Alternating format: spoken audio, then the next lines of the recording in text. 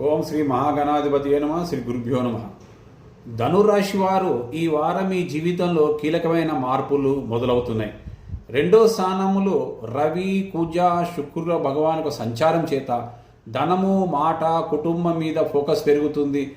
డబ్బు విషయంలో చాలా చక్కటి అవకాశాలని మీకు కనిపిస్తాయి.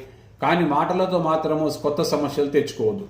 మూడో స్థానంలో రాహు మరియు బుధ సంచారం వల్ల సోషల్ మీడియా, యూట్యూబ్, బిజినెస్ ఆలోచనలు చాలా చక్కటి గుడ్ టైం.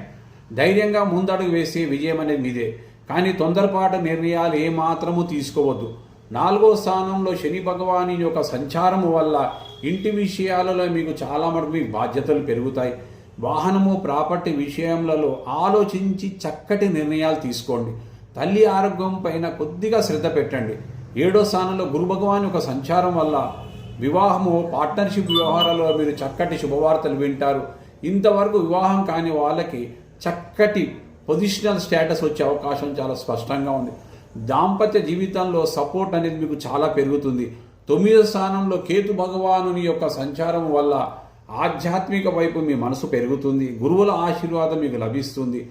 దూర ప్రయాణంలో కొద్దిగా జాగ్రత్త అవసరం. మొత్తం మీద ధనురాశి వారి ఫలితాలను మనం పరిశీలన చేస్తే డబ్బు, కెరీర్, రిలేషన్షిప్లో చాలా చక్కటి అవకాశాలని మనకు చాలా స్పష్టంగా ఉన్నాయి.